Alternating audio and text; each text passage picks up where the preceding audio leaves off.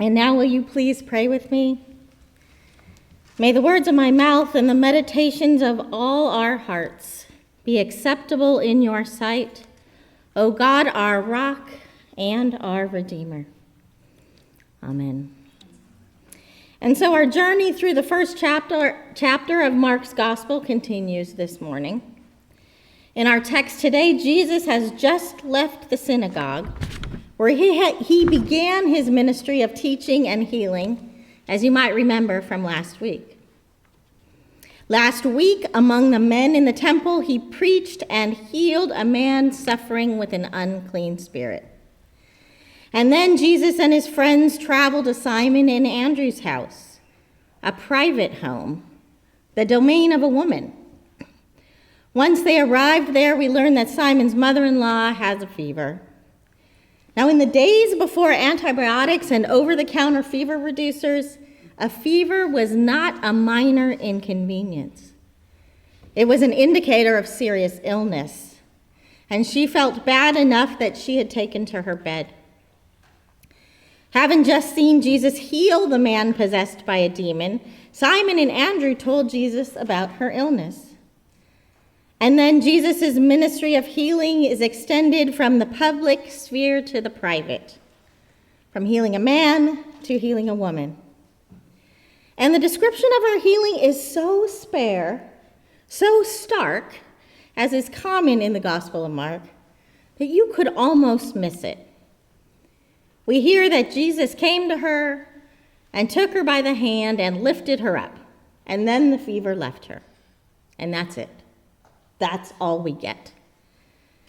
And as an aside, when we hear the miracle stories in the Bible, we need to pay close attention to the text because it's easy to slide into harmful theology, especially when it comes about stories about healing.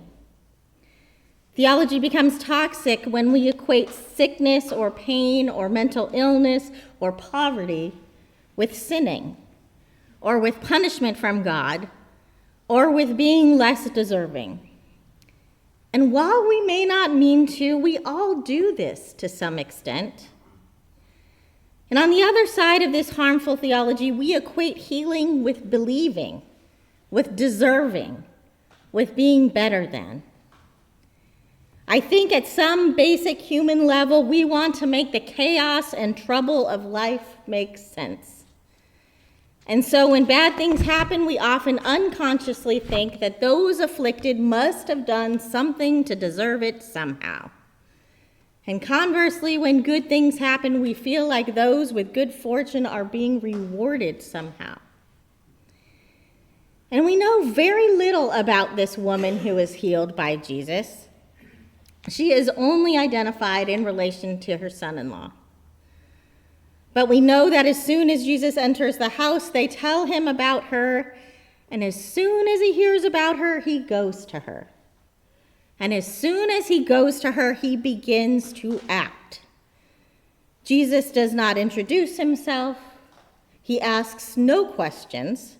He does not inquire about her faith or ponder her piety or wonder about her virtue or blame her for her illness.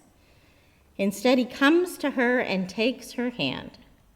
He lifts her up, which are all strong verbs, but the strongest one is the last one.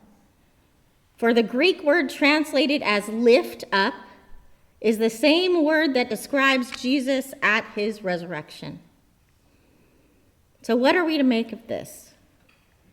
I think this suggests that the purpose of Jesus' healing is not about reward, but is about lifting up, about elevating, about restoration to community and a place of belonging. Now, I don't know how many of you reacted to the phrase Carol read after Simon's mother-in-law is healed, but it says that as soon as the fever lifted, she began serving them. Wow. Are we to think that she was only healed because they needed her to make food for them? A healing motivated by self-interest so the men could eat? It's enough to make this feminist's blood boil. Couldn't some of the guys have said, whoa, getting healed must be a big deal. Why don't you sit down and tell us about it? How do you feel? Why don't you rest and have some tea? Andrew can handle the snacks. Yeah. But what helped me was reading about the translation of the word serve. This is my Bible nerd coming out. It is the word diakonou. And in the Gospel of Matthew, Jesus refers to himself using this word when he said that he came not to be served, but to serve. It is the root of the word deacon, one of the oldest roles in the Christian church. So the kind of service that Simon's mother-in-law is restored to in our text is the purposeful work of ministry. Jesus heals her and restores her to her significant role in her family and in her community, where she belongs and where she fosters the belonging of others through the way she lives and serves. Last Wednesday night, Kathy Rule and I attended the Mercer Island Healthy Youth Forum at the Community Center, which was put on by Youth and Family Services. They presented research from Jennifer Wallace, who is a journalist and author who wrote a book that came out last year called Never Enough: When Achievement Culture Becomes Toxic and What We Can Do About It. Some of her research from the book was done with students right here on Mercer Island. And what she found was that kids who were thriving despite all the pressures had high levels of belonging and feeling like they mattered. And she defined mattering as feeling valued for who you are deep at your core. Conversely, the kids who were suffering the most felt like their mattering was contingent on their performance, that they only mattered when they were successful, that they only belonged when they met the expectation of others. But by far the most powerful part of the evening was hearing from the youth themselves, as they reflected on how their parents could better create a sense of mattering and belonging within their families. And while they didn't use these exact words, what they said boiled down to this: really see me, know me and what I'm interested in. Spend time with me, lighthearted time where we have fun. Stop asking about school. I am more than my grades and assignments. See me. And this see me theme continued for me this week as my husband is out of town and I decided I was going to binge some Netflix on Friday night. So I started the latest season of Queer Eye. Any Queer Eye fans here? If you haven't ever seen it, each episode has 5 advisors called the Fab Five with varied expertise that spend a week applying their knowledge to help someone improve their life situation. And the first episode of the latest season centered on a man named Ernest, a Creole man from New Orleans whose 39-year marriage was in trouble. He and his wife had grown apart and nearly given up on each other.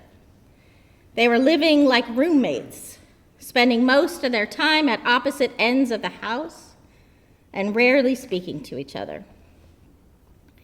When the member of the Fab Five who focuses on healthy relationships asked Ernest's wife what was going on in their marriage, she replied, "He doesn't see me. He doesn't see me at all." And at the same time, this week, I started David Brooks' newest book called How to Know a Person, The Art of Seeing Others Deeply and Being Deeply Seen. He asserts in the book that there is one skill that lies at the heart of any healthy person, family, school, community organization, or society: the ability to see someone else deeply and make them feel seen. to accurately know another person, to let them feel valued, heard, and understood. And so, as you can see, this theme kept coming up again and again for me this week. And I am clearer than ever that being seen and belonging and mattering are all core human needs. And it is clear to me that this is something that Jesus lives out in his ministry. He sees people for who they are. He sees them beyond their afflictions, beyond their sicknesses, beyond their demons, beyond their marginalization, beyond their poverty. He restores them to themselves and to their lives and to their communities. His ministry is not exclusive, limited to certain kinds of people living in certain places. He includes all. And we see this in our passage today as Jesus gets up and goes to touch multitudes of others with his teaching and healing. Poet and writer Cole Arthur Riley, in our second reading today, writes of the harm that comes to those that exclude, as well as to those who are excluded. And she contrasts that with the inclusive love of Jesus, embodied with a spirit of invitation, the fostering of community, and a deep sense of belonging. As followers of Jesus, this is what we are called to be and what we are called to do.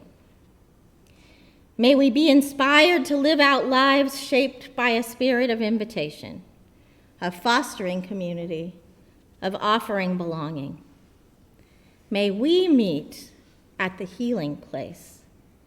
And may the healing we receive and the healing we offer be used in lives of service to God and to one another. Amen.